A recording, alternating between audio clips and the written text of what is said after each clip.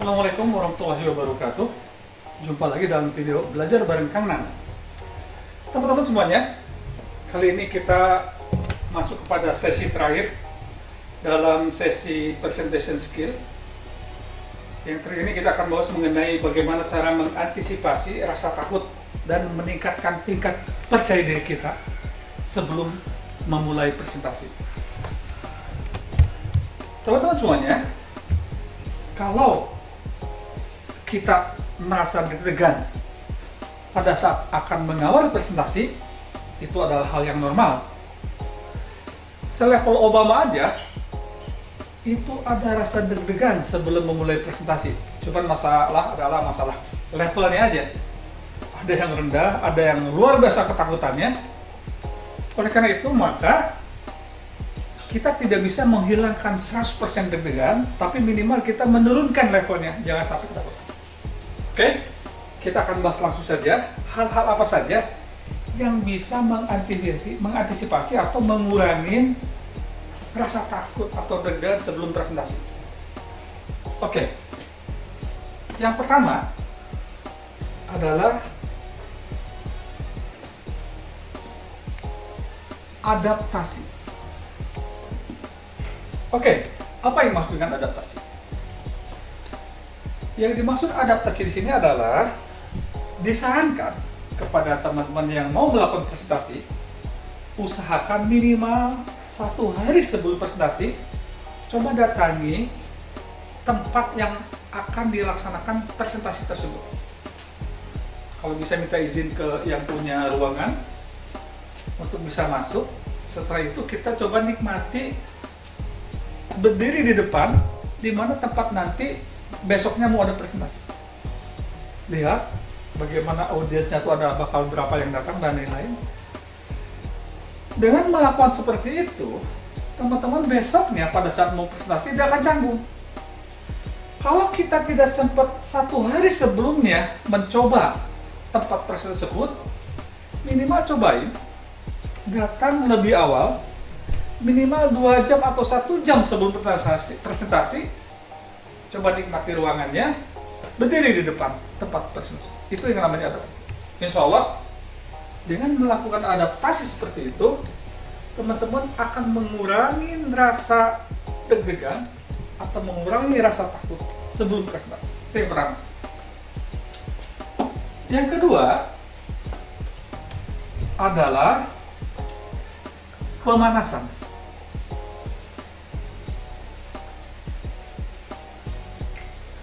Apa yang maksud pemanasan? Kalau kita belajar satu ilmu, ternyata ilmu itu akan cepat menempel, bukan dari hasil membaca, tapi kalau kita sudah mengeluarkan kata-kata dari ilmu tersebut, itu akan lebih cepat menempel. Oleh karena itu maka sebelum presentasi usahakan keluarkan dulu kata-kata yang mau disampaikan pada saat presentasi nanti. Minimal malamnya kita lakukan dulu presentasi di keluarga atau di teman-teman, bagaimana mengungkapkan presentasi tersebut. Yang ketiga adalah perubahan bahasa tubuh.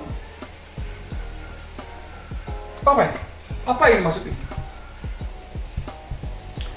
Biasanya ada kebiasaan kita yang jelek, yang kurang pas pada saat tampil di muka umum.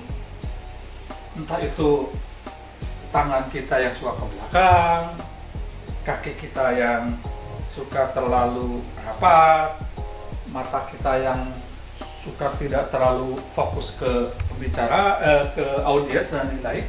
Oleh karena itu maka dengan adanya pemanasan atau rehearsal kepada audiens akan memberikan masukan kepada kita bahwa misalnya tangan kita yang kurang pas, kaki kita, kemudian suara kita volumenya kurang ini. Dari situ maka sebelum presentasi lakukan perubahan bahasa tubuh ke arah perbaikan. Oke? Yang keempat, yang bisa mengurangi rasa takut atau meningkatkan PD kita sebelum prestasi, yaitu lakukan latihan pernapasan perut. Nah, secara fisiologis ini akan membantu. Cuman ingat, ada bedanya antara pernapasan dada dan pernapasan perut. Yang dimaksud di sini adalah pernapasan perut. Jadi, kita bisa praktek langsung, tarik nafas.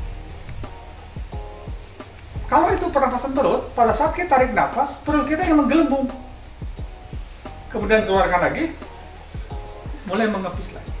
Tapi kalau angkat ke atas, itu pernapasan dada. Jadi yang dimaksud di sini adalah pernapasan perut. Pegang perut, latihan, hirup nafas, perut yang menggelembung. Cara itu secara fisiologis akan mengurangi tingkat stres kita atau deg-degan kita sebelum presentasi. Yang kelima, ada yang kita sebut penjangkaran. Bahasa Inggrisnya adalah anchoring, ya. Penjangkaran itu begini. Teman-teman pernah nggak mencium bau parfum sesuatu, langsung pikiran kita teringat pada masa-masa lalu misalnya? Atau pada saat teman-teman mendengar sesuatu lagu, langsung pikiran kita teringat pada suatu kejadian.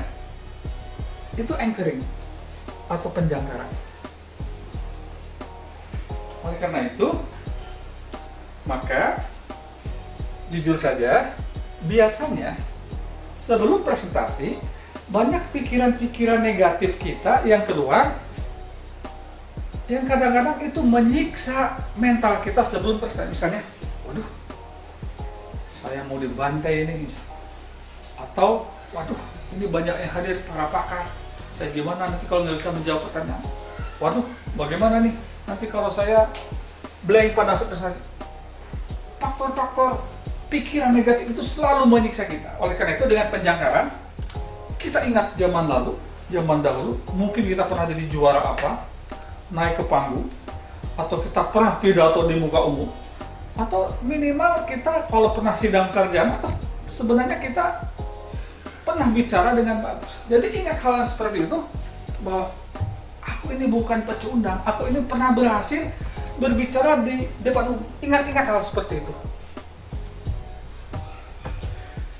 Cara teknik yang cukup mujarab adalah rampatkan jari tengah dan telunjuk, tancapkan di telapak tangan kiri, sambil kita bayangkan di dalam pikiran kita, saya bisa, saya bisa, saya bisa. Nah, penjangkaan seperti ini akan membantu kita lebih pede. Yang keenam adalah ada ritual pribadi.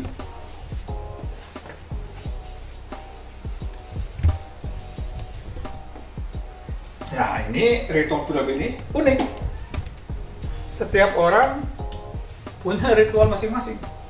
Ada yang bilang, kalau saya tuh sebelum bicara harus baca Al-Fatihah. It's okay, itu pribadi masing-masing. Ada yang bilang, Pak, kalau saya mau presentasi biasanya saya membaca doa Nabi Musa. Keren. Robbi shrahli sadri wa yassirli amri wahlul 'uqdatam min lisani yafqahu qawli. Bagus sekali, itu memang doa Nabi Musa. Itu pun dipakai oleh Nabi Musa pada saat akan menghadapi Firaun. Dan itu adalah merupakan doa juga. Oke. Kesimpulannya adalah deg-degan itu wajar. Yang penting adalah kita mengurangi level deg-degan tersebut dan meningkatkan PD kita. Teman-teman semuanya, barangkali itu yang bisa saya sampaikan kali ini. Semoga bermanfaat. Sampai jumpa lagi nanti pada video belajar bareng Kang Nanang lain. Assalamualaikum warahmatullahi wabarakatuh.